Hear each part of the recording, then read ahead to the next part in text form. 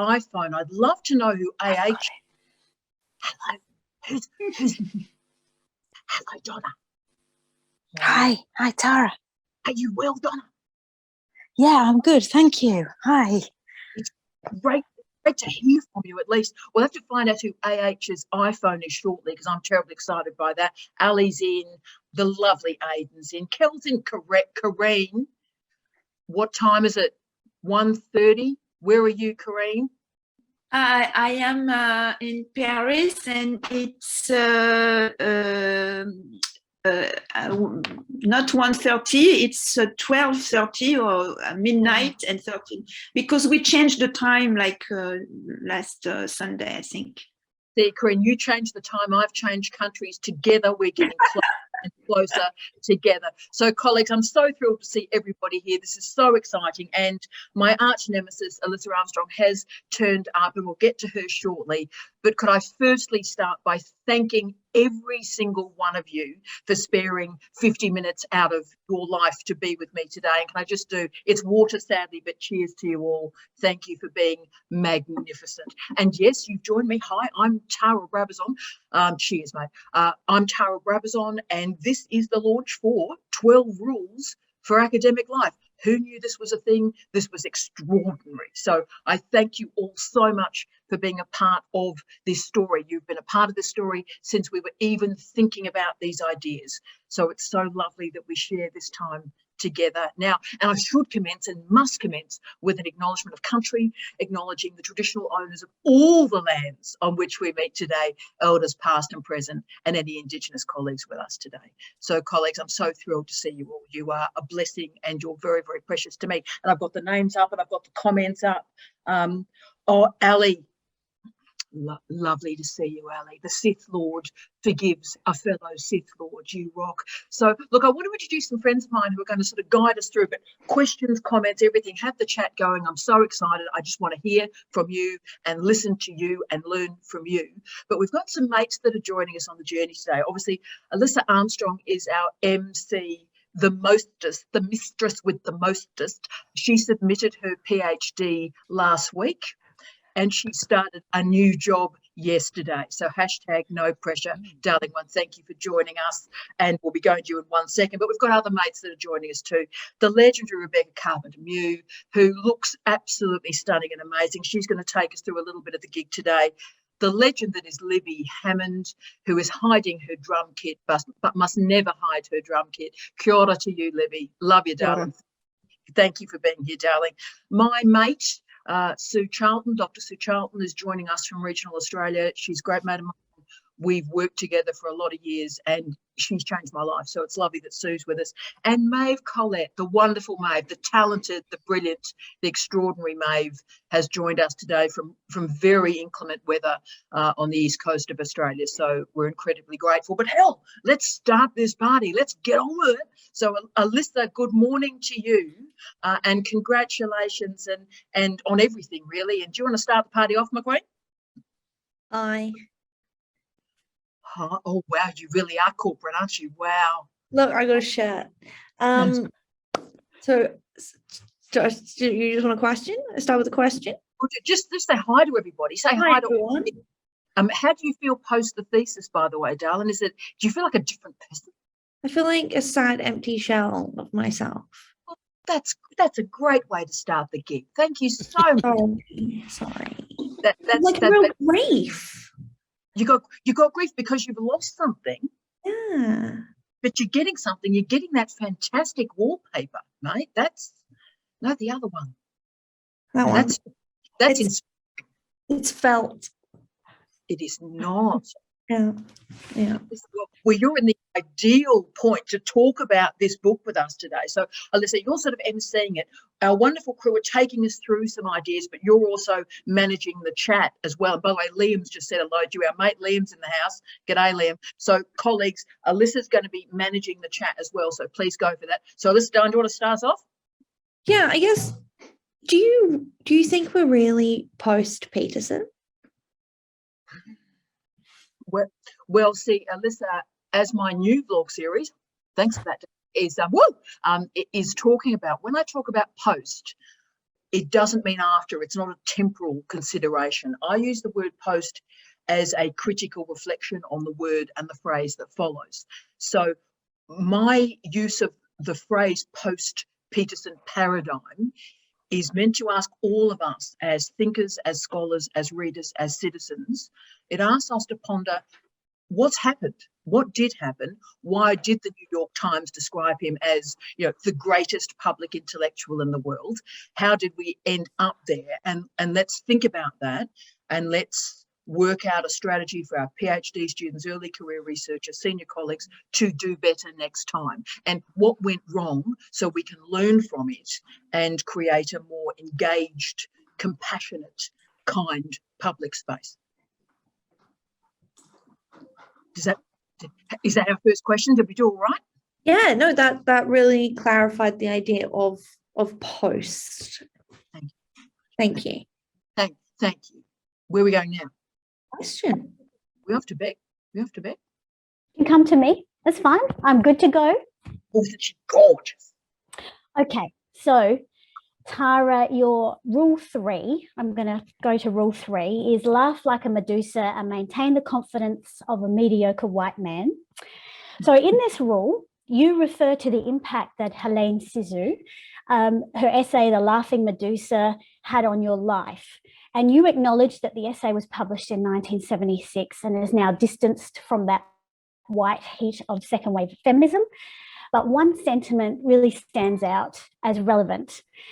They have made for women an anti-narcissism, a narcissism which loves itself only to be loved for what women haven't got. They have constructed the infamous logic of anti-love. So we can see Peterson's infamous logic, his toxic misogyny mirrored here, where he creates an environment of anti-narcissism and anti-love. And women internalize and second guess themselves for what they apparently lack. Yeah. As you say in your chapter, echoed in the sentiments of Cixous and Virginia Woolf in A Room of One's Own, woman must write herself, because this is an avenue to overcome the hurdle from internalizing anti-narcissism in order to make a contribution. Not just a contribution in a feminine space, but access to occupy the main stage on our own terms, regardless of whether we are disagreeable or threatening. So my question to you, Tara, is what stage in your career or stage in your life were you when you felt you were able to occupy the space unapologetically without internalizing or second guessing yourself? Oh, Beck, what an astonishing question. And I suppose part of what this book is trying to do is bring back these great scholars, male, female, non-binary identifying, the trans community, bring back the great minds, the great voices, the great views to us that perhaps we have forgotten. And the great legendary Hélène Cixous is a great example of that. And look, every now and again, in the middle of sort of a turf war and Karens and all the rest of it, it's incredibly important to go back, I think, to feminist history and reclaim those moments that we may have forgotten. And the power of writing the body, and that great phrase, I think is important that we all remember today. But in terms of me being centred in power, I think it came very, very early, Beck, and it's come accidentally because, I come from a pretty tough working class background. Most of you know Big Kev was a carpenter, but as he said, Jesus was a carpenter. So I come from a background that's pretty tough, and there was no money or anything. But what that meant was, Beck, and I was thinking about this morning, I had and have nothing to lose. And if you've got nothing to lose, and of course, good middle class people have got a lot to lose, and we're seeing a lot of the challenges and the complexity of the middle class at the moment. But because I came from that, I had nothing to lose. So everything I did was a step forward to something else. And so claiming the space when, and you know that we talked about this in the past, that the nature of being a woman is you're dismissed and you're denied and you're marginalised and you're ignored. And of course, as women age, which of course is Beck's wonderful project and her PhD, the invisibility increases. So it's just simply about occupying space without apologies. without apologies, and also being cool with the response too, Beck, because I think people, particularly women, may be frightened of occupying space because they're frightened what people think. So what I hope my career maybe I hope stands for, or often offers an example of perhaps, is what happens if women occupy space and disconnect from the views that other people have of them. Wish people well, build a community, build conversation, but don't be wedded to other people's view of you. Stand in your space, stand in your power, and keep walking forward to the light. And I suppose that's how I've handled it. Does that answer the question, Beck? Yes, thank you. Thank you. You're an amazing human. Now, was there anything else, or we're handing back to Alyssa for a second? We're handing back to Alyssa. Hello, Alyssa. How are we going with the chat, Alyssa? Sorry. What? What? How are you going, Dunn? Is there anything exciting happening in the chat? I saw. Was it Katrine? Corinne. Who put a hand up? Corinne Dunn, say hello, sweetness. Did I miss that? Yes, I'm sorry. You know, it's always like so intimidating for me to be here with you. It's funny because I'm usually not intimidated with other people, but with you, I'm like, oh my God, what should I say? You're my mate. 2 years? Corinne, we're mates. Talk to me. Okay, I you know, it's not in my culture, the story about Jordan Peterson, but somehow I ended up to see him on different places on media. So I was very interested, and you said that you know, we learn from the past errors. So I just want to make a comment about that, because I actually ask myself the question, and I want to share a moment with you about what is going on in Ukraine at the moment. Please. Tonight in Paris, they just did an homage to Ukraine with comedians, actors, and musicians on stage in a theater in Paris. And it was a transmedia event in the sense that it was recorded for national radio. Much better quality than the regular things because they have all the equipment, you know. It was like a real broadcast with very high quality musicians, and wow. And they actually sold the tickets, you know, at the entrance in the theater. So meaning that yes, we can go back to really the theater, and the money goes to Ukraine. But you know, about like millions of French-speaking people are actually listening to the show on the radio. So what I really feel today is that how come we don't learn about the past errors? Yes. It's just a repetition, you know, because I got a phone call from somebody who was in Ukraine before the war, the World War II, and migrated to United States. He gave me a phone call. Why? Because it's a repetition, you know. Yeah. So that's sorry to be dramatic. No, not dramatic at all. When I was a very young human, Corinne, I specialised in Soviet history. I did Soviet history, so this is very moving, and I get quite emotional, quite upset about this matter. And where you are so wise on this, and why it is so important you're coming to us from Paris and from France, and why it doesn't fall back into the Jordan Peterson conversation, is of course the xenophobia against foreign intellectuals, and particularly French scholars. So France and French intellectual life stand for something. It is the best and the greatest of the last 100 years of intellectual life. And what the lesson of French intellectual life, I believe very strongly, is about working out what matters and what doesn't. And that's whether we're talking about Derrida or Irigaray. On we go, Saussure. So where we are now, by focusing on Jordan Peterson, and why I didn't focus on Jordan Peterson for so long, is I wanted to focus on what's important: war, peace, food security, water security, environmental security, fuel security, right? These are the issues, the green economy, the blue economy. These things matter to me deeply. And so I thought, well, look, let's just keep focusing on that. But then I realised that, as Alyssa said, this issue is not really going away.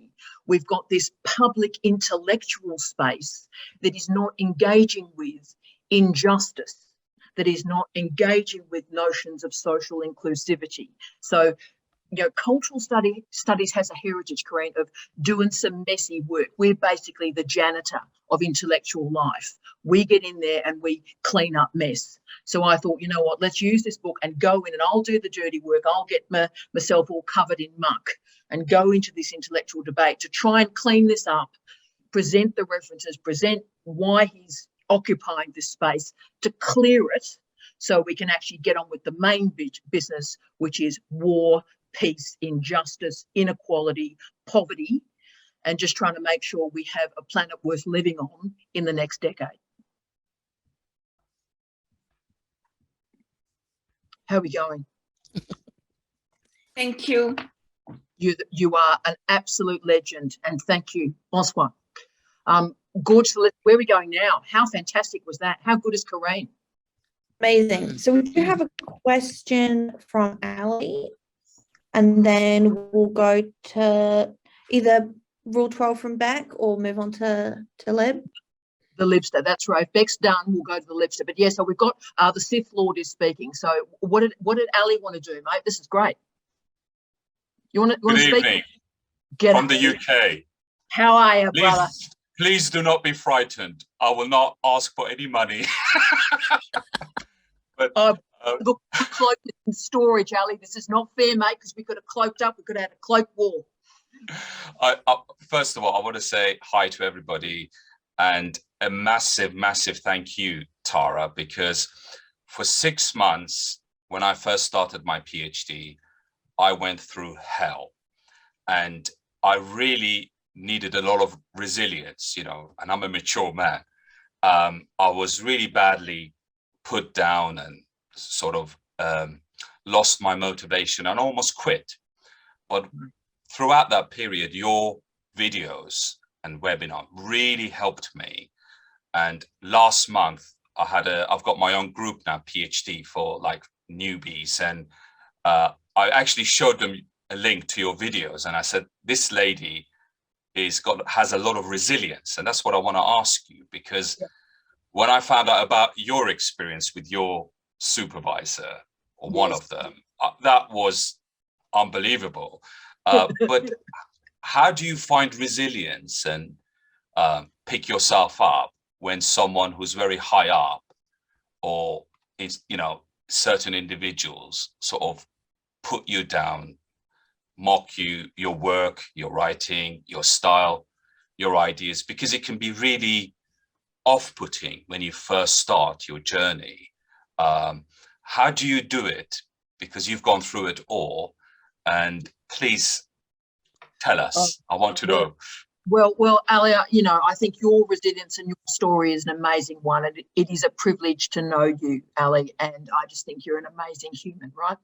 And look, I don't use the word resilience, as a lot of colleagues know, because I think it's used by neoliberal forces to individualise our response to toxic, impossible situations. So when impossible situations happen, then, oh, look, if we can all just be more resilient, if we can do a bit of yoga, burn a bit of sage, we'll all feel a lot better. And so I use David Chandler's work on resilience, Ali, mate, which was very much about organisational resilience and institutional resilience. So not treating someone disgracefully, not bullying someone and then going, well, look, why don't you just go and do some yoga and sort yourself out? So for me, and, you know, basically, as we all know, the power structures in our universities and workplaces buffet us with injustice, inequality, bullying and toxicity. This is the new normal. Just think about what happened on the Oscars last night between Chris Rock and Will Smith. Just some random gets up and right, okay, that's where we're at. So that's now normalised and naturalised. So for me, Ali, waiting for someone to give me permission to feel better, I'd be waiting till hell froze over. What I did and what I do is build friendships and relationships and partnerships with great people, and create that movement from me to we, which is the whole, I suppose, project of my life, but support people through these tough times. And that builds a community. And that community allows us, even on the day where we just don't know if we can take a step out of bed and whether or not we want to live or die that day, that community can at least keep us upward and moving and with momentum. So for me, Ali, everything is about community, connection, and communication. And getting that community that you've put in place, Ali, will be transformative for those colleagues, and hopefully will always place that context of care and nurturing and compassion around you. Thank you. Thank you very much. You're an inspiration. Peace out. Fantastic. Oh, Alyssa, where are we going, Dale? To Libby. Oh, exciting. Hi, Lib. Kia ora, Tara. Can you hear Kia me ora. okay? I can. Cool. I'm just going to do a brief intro in Māori, see how my Māori is. It's been a while. So, ko Libby taku ingoa, kei te no hoi aki Port Wallanga, South Australia. I want to acknowledge that I live and work and play on the lands of and waters of the Kaurna people here in South Australia, and that my position, privilege, and my education has come at a high cost to the Indigenous peoples of the lands and waters that we now call Australia. So thanks, Tara, for this opportunity. I come from the discipline of social work, which, like health and education, is one of the caring professions. So social work is also predominantly a white profession. Whiteness has permeated social work theory, literature, knowledge, research, language, field education, pretty much everything. And the list goes on, really. So social work within the academy is predominantly populated by white women. And I would probably number myself as one of those white women. So social work is one of those generalised degrees, and I tend to teach in the skills-based topics in the social work degree. So even though there are skill-based topics, I want to inspire my students, as you do, to read and to think, and to read to think. So there's a very real need for social work graduates to be thinkers and not just be skilled robots.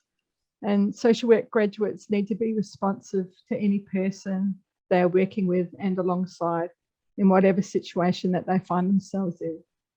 So my first questions, I've got two, but this is my first question. How do we encourage students to read and desire thinking and being rather than just doing?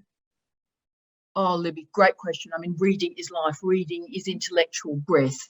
And if we needed, particularly for our social work colleagues, a rationale for reading widely, I would be using particularly, say, Dorothy Smith's great work on standpoint and standpoint theory, because your honesty about the nature of social work, white women occupying that space, that's powerful, and that honesty is powerful, but we need to take that honesty for a walk. So standpoint theory allows us to understand where we are, our positionality, if you want to use that type of language, and then recognising the limitations of that positionality. So the question then is, how do we transcend our experience and move to expertise?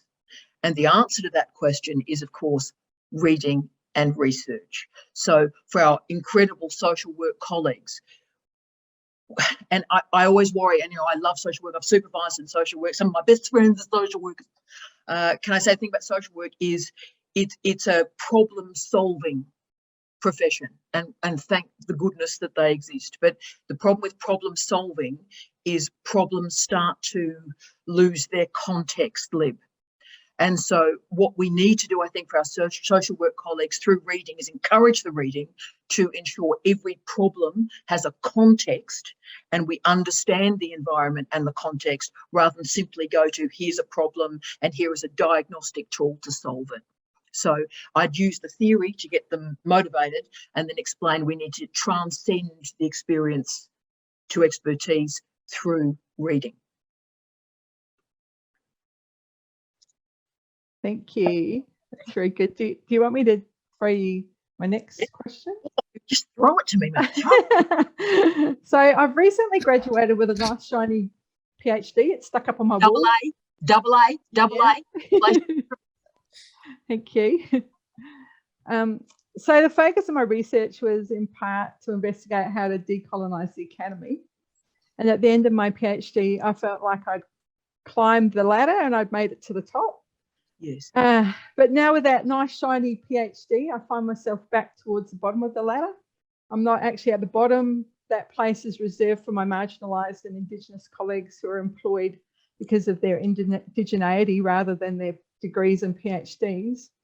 So one of the stories you told in your book was about Katie Lang and Leonard Cohen having a powerful moment after she sung the song Hallelujah. And you wrote, 2 different people, different histories, different talents, but they met.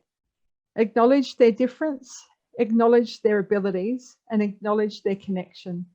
That is intellectual generosity, end quote. Yeah.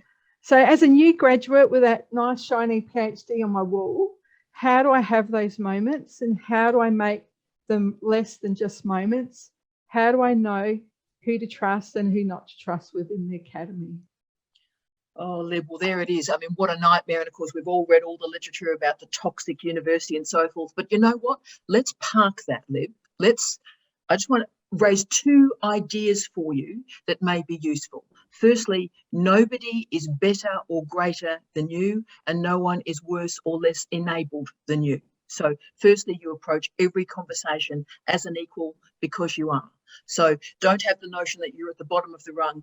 You are our early career researchers. You are our future, full stop. And you talked about how do you have the moment and make the moment bigger. Liv, I'm older than you, clearly, because I've lived on my face. But can I say, Liv, as I've got older, you realise the moments are all we've got. And if in a day you have a great moment, then that great moment can resonate through the rest of your life. So every day I focus on, if I'm meeting somebody, if I'm in a grocery shop line, if I'm at the gym, then I have a moment with another human, and I look at them in the eye and we communicate, and whenever we communicate and we link, we learn something. And so I think what life is basically a series of moments that we connect up and pretend they're sort of related. So I focus very strongly on those moments. So as an early career researcher, focus on a great moment and then focus on the next moment. And then maybe in your research, think about how they're linked. Thank you. I think we've just had some moments this morning already. I've had a moment. Liv, you are a rock star, and never doubt yourself, Angel. You are changing the world, okay? Thank you. Thank you. Hello, Leanne. Hello. Can I say it's very early in Western Australia at this point, Leanne? It's lovely to at least hear you groan. Good morning. Good morning. Right, Leanne, we'll try the new webcam shortly because the sound is working well already. So, Alyssa, where are we going now, my darling?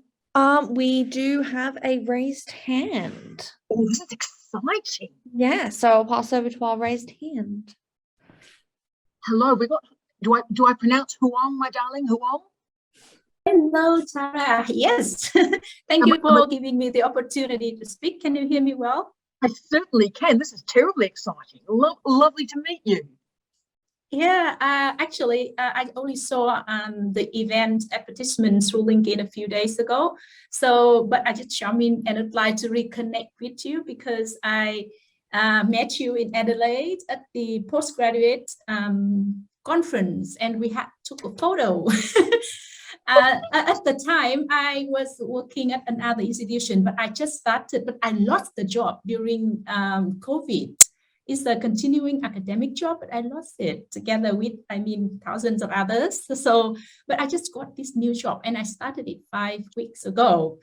So I'd like to reconnect to thank you, Tara, because of all the wonderful video on YouTube that you posted. So I watched when I was preparing for my interviews, how to get the first academic job and all these other videos that you share, the challenges that you face in Canada. So I just reflected on that, and I thought, well, the challenges that I face is nothing compared to what you have experienced. And also I was thinking about the fact that I didn't really have much time in my previous role in research, which I didn't know when I started. So I was always struggling through the whole time working in that position, and I was not happy. But then, yeah, I learned from your video that you said that serve yourself well first in the morning. So get up early and write. So a lot of useful lessons in academic life. And yeah, I'm happy that now I'm in a new discipline, new university. I'm very happy in my current role. Just want to thank you so much. And yeah, I think everyone found Tara's blogs and video, extremely helpful. Yeah, just want to say thank you and want to reconnect. Well, thank you, and we are so proud of you and your capacity to take a very difficult situation. And again, we were meant to have this moment today, you and I, whereby you had a permanent job, and you lost it, and you had to do something else. And that movement has given you the momentum to kick on in your life and do things differently. But that's all credit to you. So my love, never think for one moment, and I think the Jordan Peterson thing confirms that, never think for one moment that your experience is not as important or not as relevant. Your experience is transformative. Your experience is revelatory, and you'll give hundreds of people courage from what you've said this morning. So you're amazing, and remember that for me, okay? Thank you, Tara. Actually, after walking out of that position, it opens up a lot more opportunities. So I actually landed a few other jobs before this one, and they are all awesome opportunity. But I just found that my academic identity is still very strong in me. So therefore, yeah, I work as in a professional role, but then trying to look for an academic role, and this is the one that I actually been longing for a long time, and I'm very happy that I knew it, and just want to refer back to the vlog. I know you saw the vlog that you explained about SOC, and I actually developed a unit out of the SOC idea, significant original contribution to knowledge. I think that is fundamental to all PhD theses. That is amazing. You are astonishing, and that's yours to claim and yours to own. Thank you. Thank you. Thank you. So proud of you. Well, I feel so excited. I could explode. So, Alyssa, are we going to go to wonderful Sue? Sue or Maeve? I was thinking. Are we going to Sue? I think, and as long as Maeve's still with us through the weather, how are you? How are you, Sue? Well, look, I'm very well, but I just was pondering chapter 2 and thinking about different intellectual statuses for people, and I just wonder whether challenging the status quo seems to me to be far more difficult in the sciences and the health faculties. Research opportunities are influenced by funding, by grants, and there are a lot of people who don't like to be challenged in the health and science faculties, I believe. There's a lot of pre-held tenets which it's very hard to challenge, and I think we need the strength to do that. I think that's really important. But how do you suggest that we can overcome some of these barriers in those very traditional faculties, which are often dominated by males, and males who have a very high feeling about their position and don't accept challenge very well? Can you give us some suggestions about how we can make those challenges? Look, I can. And as you can see, Sue and I write together. We're about as naughty as each other. And I say Sue is she's a brilliant woman. She's also a ratbag, and she knows that, that I mean that in the nicest possible way, because her dad was also a ratbag. The pair of them were these truly brilliant people who transformed regional and Australian public health. So Sue has form on this. She's got the genetic basis for this, right? So her father was an inspiration and Sue is an inspiration. So Sue, I think there are a lot of challenges emerging around at the moment around the word science. And I'm doing some work at the moment in Aotearoa, New Zealand. For our Kiwi colleagues on the call, know that all sorts of things have happened in the last 6 months around the notion of this is science and Mātauranga Māori, Māori knowledge and expertise, that they're separate, that's a binary opposition, that colonial, post-colonial expertise can't be part of science. So I'm coming across it in that way, Sue, at the moment. And the reason that degree of public intellectualness clings on to the sciences is because of science methodologies. So because so much of the sciences are focused on methodology and the science method, which I have profound respect for, that's great. But the challenge with that, Sue, is all the focus on the training of scientists in methodologies and methods and equipment science means that there is a neglect of epistemological conversations and ontological conversations. So because of the lack of conversations about ontology, it means all of a sudden anything like, for example, Māori knowledge. Oh, look, that can't be part of science. Well, of course it can.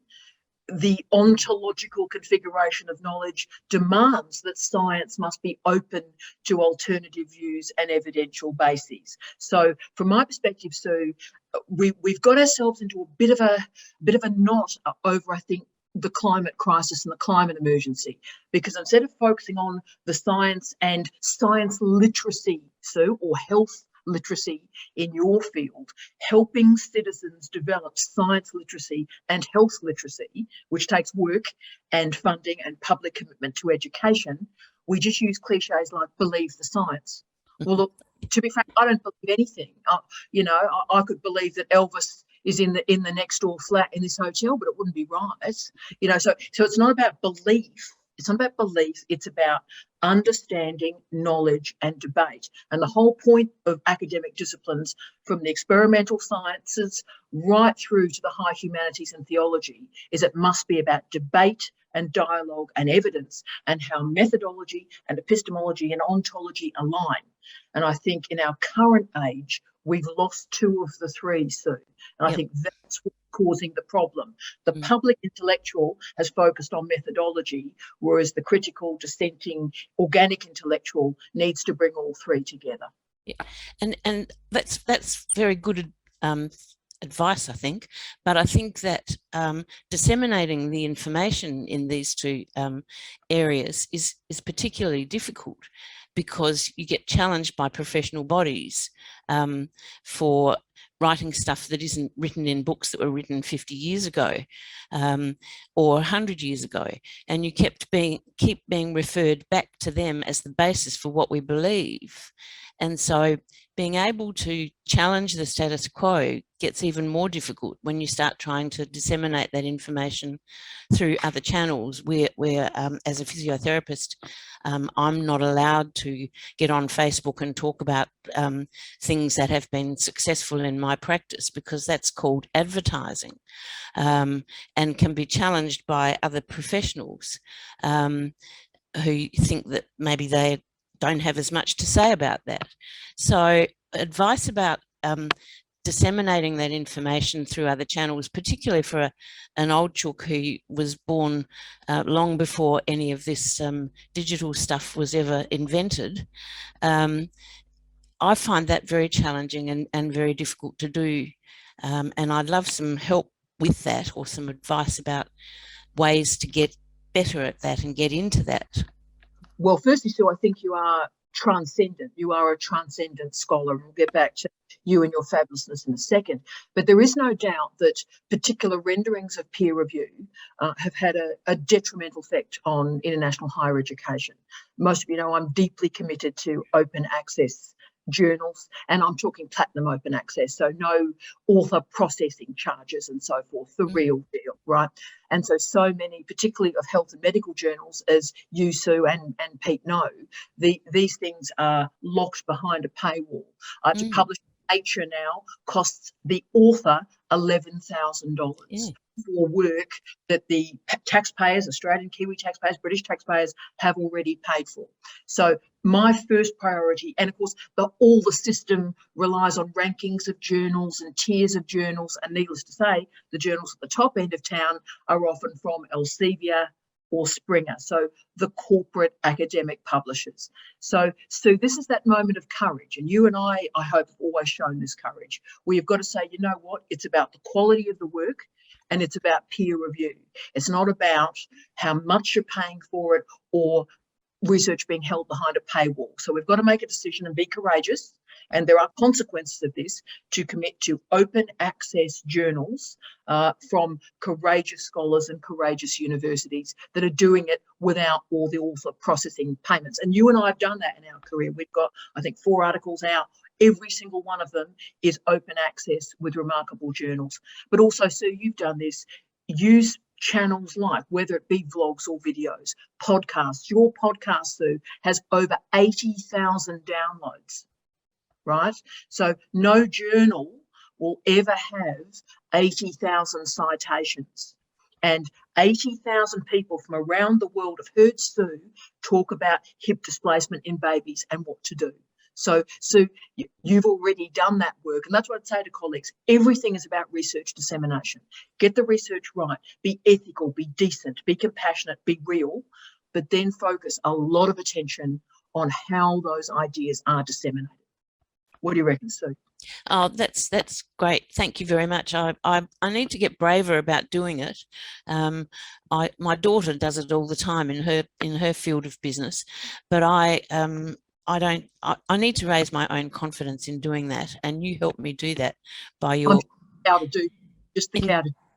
encouragement, etc.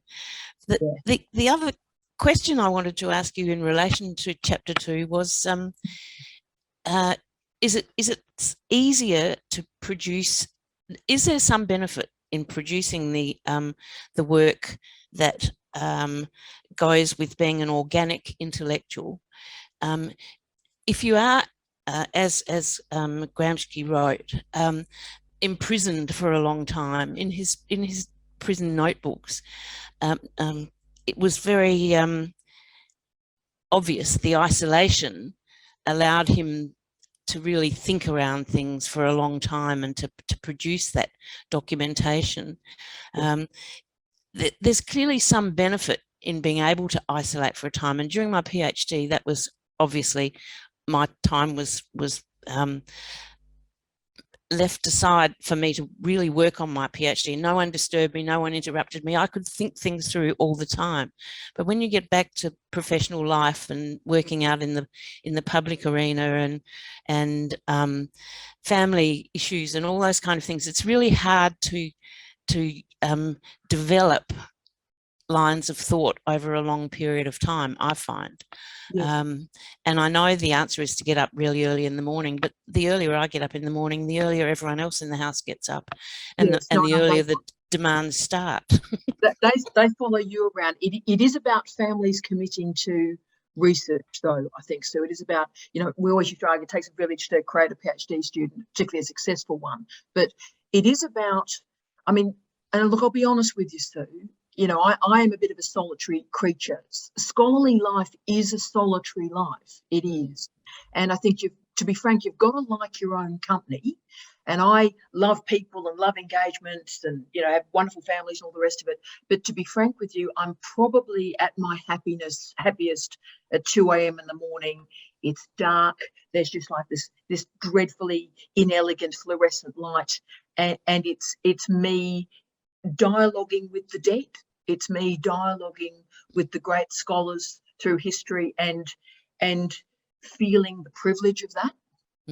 And so it's those quiet moments wherever you can find them. And it may be half an hour in the morning, it may be during a walk, it may be listening to a podcast and finding that space. But it is finding the micro moments of solitude and reflection. And to be frank, probably that's where research and scholarship comes from. It starts there, it doesn't end there, but it probably has to start there. Yeah. Yes. And for me, that's usually been late at night. Once the house goes quiet, then I sort of sneak into my room and start doing lots of reading and lots of thoughts pouring out onto the screen, etc., etc. It is the solitude that you need, I think. Yeah. And I'm grateful every single day that you have that late time, because it is, as long as we can get those ideas out for you, Sue, you are changing children and children's health and how families see their children and their health. So it's phenomenal. Yep. It comes with quite a lot of persecution often, though, if you try to change things in that way, I think, especially in the medical field. And that's challenging for people to keep putting themselves forward when they get shut out and people won't listen and people aren't interested. And I think it's, well, I'm sure you would agree, but it's having the facts and knowing what you're really talking about and just keeping on reiterating the facts and adding to them.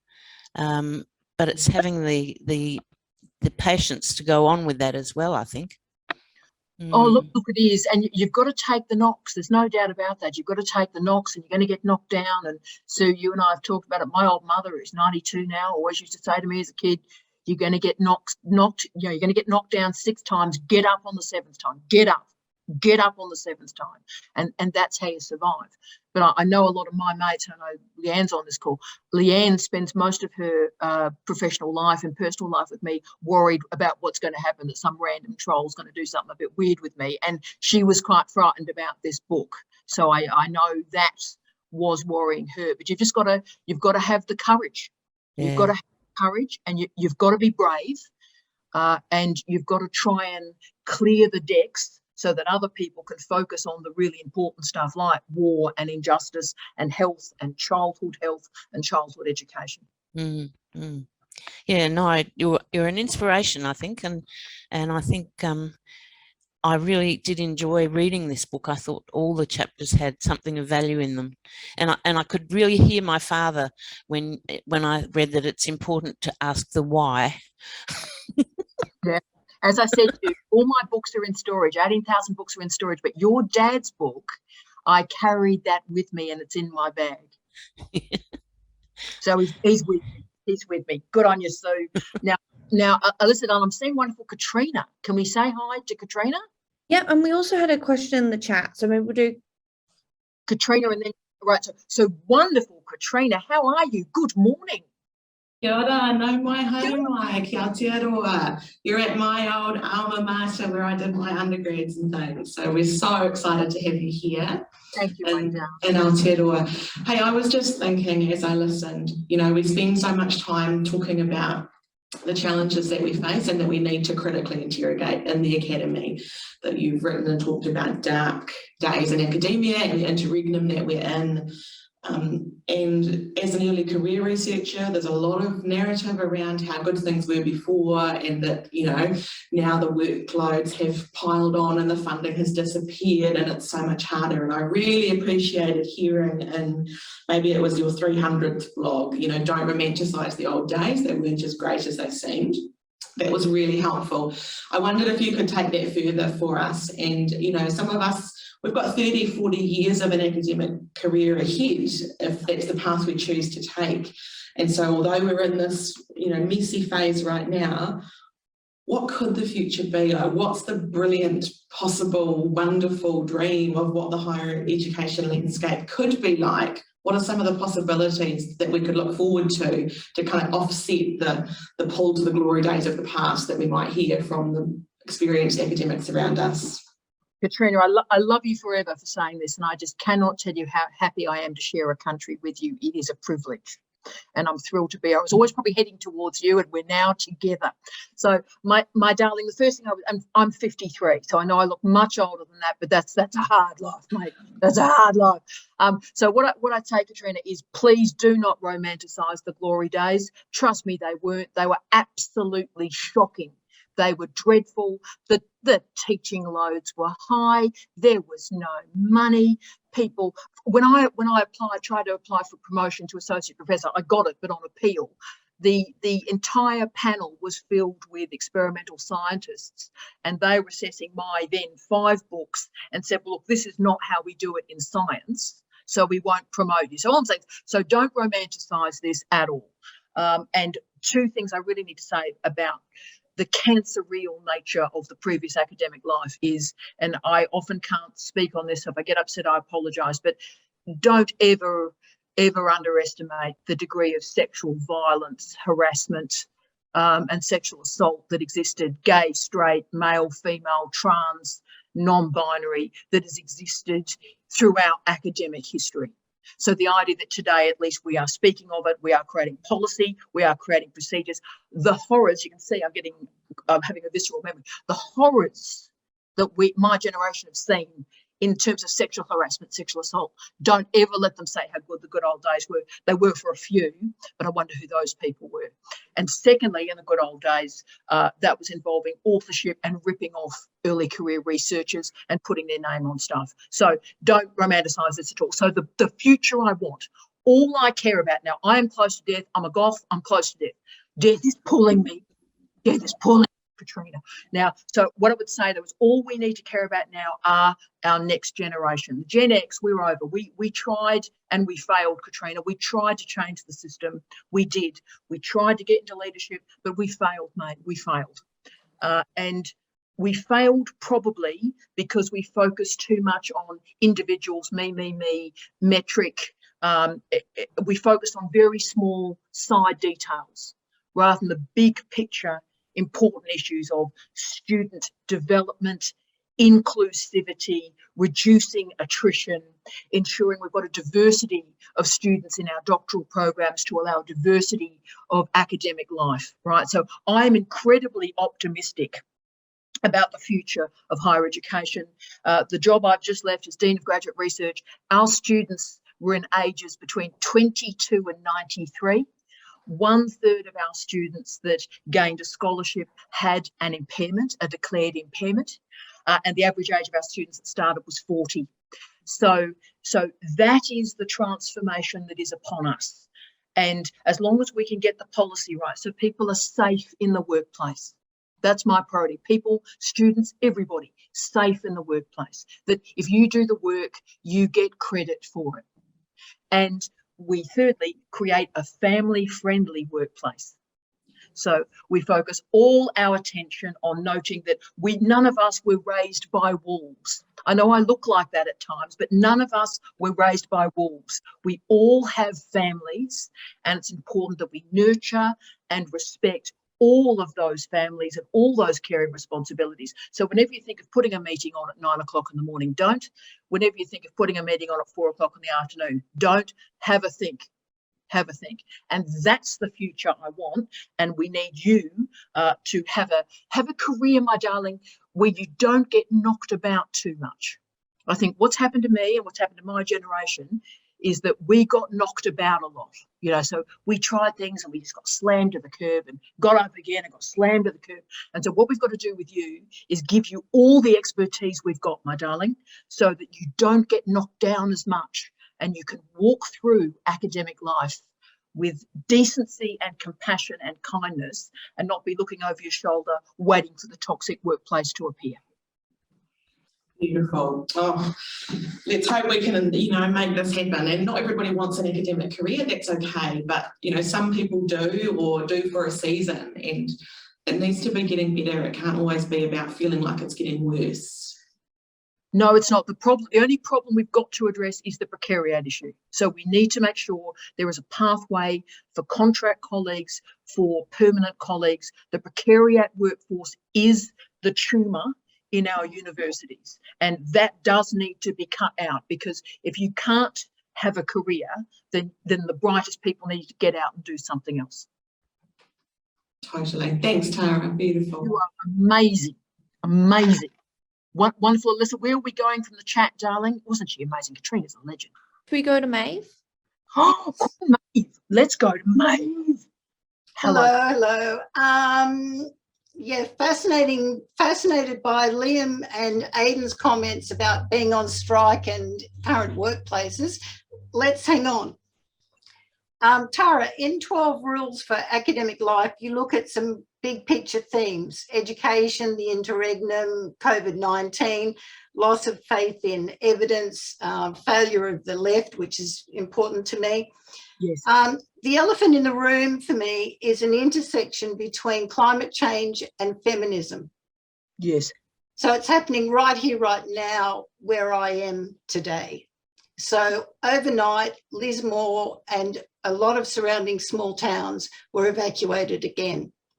I am likely to sound a bit like I'm breaking up because I am emotional. I have a lot of very close personal friends. I'm relatively unaffected. I lived in this area for 25 years. I bought a house on a hill, and I'm not actually in the position of the women I'm going to talk about. I'm not actually in that position. But nonetheless, the reason that I'm able to talk about it, and as Libby acknowledged, be privileged enough to be on the Zoom call with people of this level of education, the women that I'm talking about, they simply absolutely do not have that privilege. They have not had that privilege. And acknowledging Liam, who we've had some conversations overnight, he's caring for his mother with COVID. Yes. Aho to that. And aho is the word, I didn't think I'd say that, but aho to that comes from my big hippie background, which I'm very happy to acknowledge. Yes, indeed. Oh, well, yes, go, mate. I just want to take it to one more place. Please. So what I see that all the threads in your book take me here. And while you were writing that book, the planet was collapsing even further. And I'm still glad, and I mean this with all heart, that you spent your time writing the book, because we're still here talking. We're still here able to get to the big questions. Yes. And like War and Peace, the environment, it won't matter how brilliantly academic we all are, if there isn't an environment for us to be in, to be academic, to be feminist, it just will not matter. You are. So I see that as we look at rule number 8 in your book, and we think of Liam caring for his mother, that caring is what women are doing, and it leaves them without superannuation, without a home, without proper assets, without a proper income. Yes. Women in my area are sleeping in vans and cars and couch surfing with their younger relatives. Yes. I mean, in Maeve, this is Australian, so Katrina may know more information about Aotearoa New Zealand than I do 2 weeks into this journey. But Maeve, I remember I saw the incredible data set from Queensland where the highest growth in homeless numbers is from women in their 50s. So this is, this is devastating and debilitating. And so, Maeve, what I would say is my goal really is about education and universities for everybody.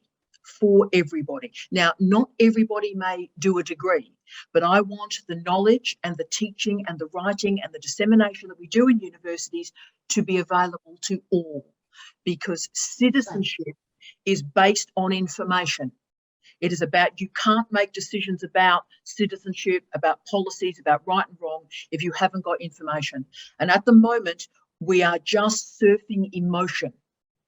And surfing emotion has got us where we are today. Yeah. And that worked too well. So as you've rightly said, while I was writing this book, all these crises just kept coming and coming and coming.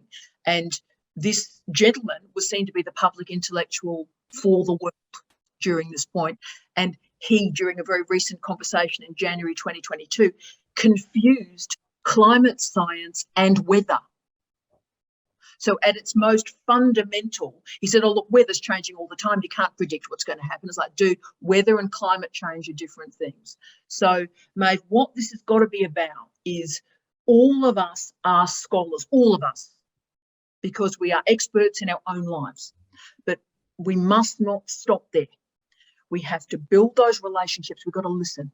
We've got to listen to what people are telling us. We've got to listen to what the planet's telling us. And we have a responsibility to read and write and think and learn, so that the mistakes that we're making now, and we've made for the last 300 years in the industrial age, that we find a way to address that.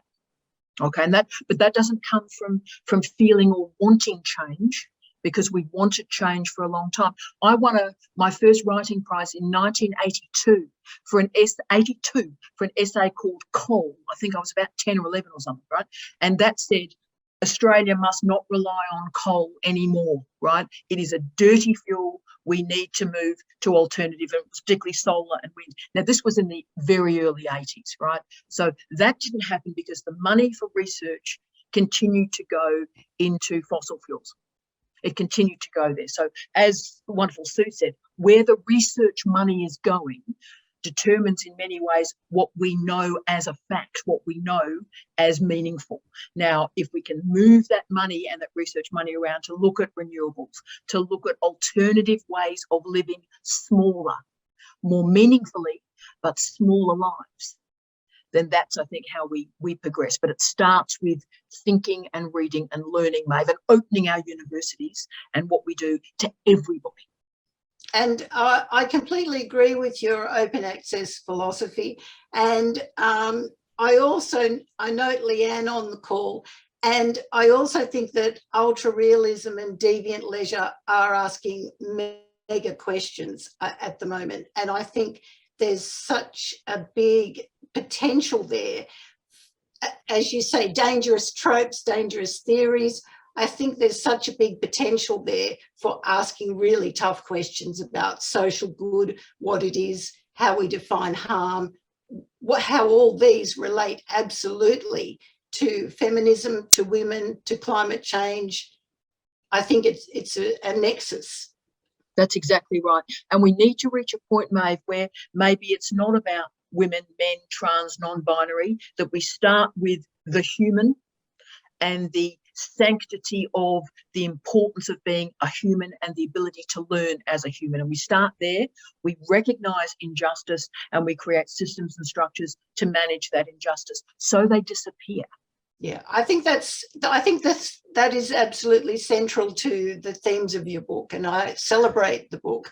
It's been a great experience to really dive deeply into it.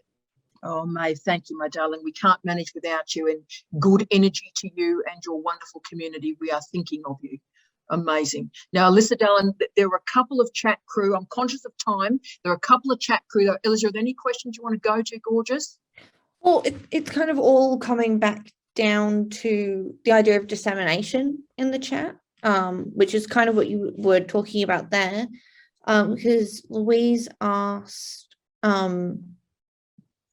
about, I can't find it now, who are the consumers of research?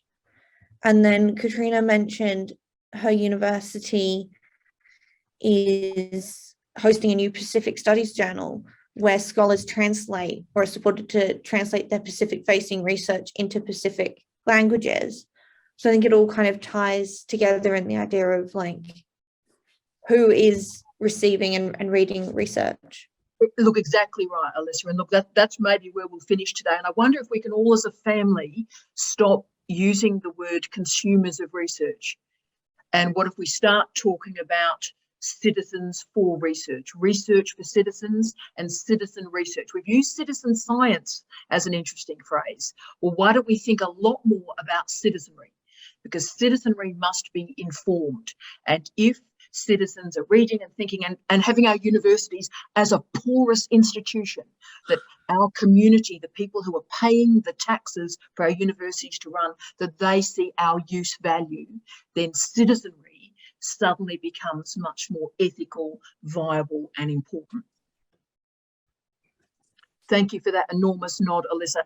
Colleagues, I am so excited to have spent this hour with you. I am so grateful to have spent this hour with you. I feel like I'm a different person at the end of this hour. Your expertise and your brilliance and your generosity inspire me every minute of every day. And it is lovely as I'm in this weird liminal zone in my own life in a Palmerston North hotel behind a very attractive drape that we've had to share this time. And I thank you for the inspiration you've given me to write this book and have the courage to come out and talk about it. And I thank you from Leanne very early in the morning right the way through to wonderful Corinne in Paris. I wish you all a lovely rest of the day and thank you for you. You are precious.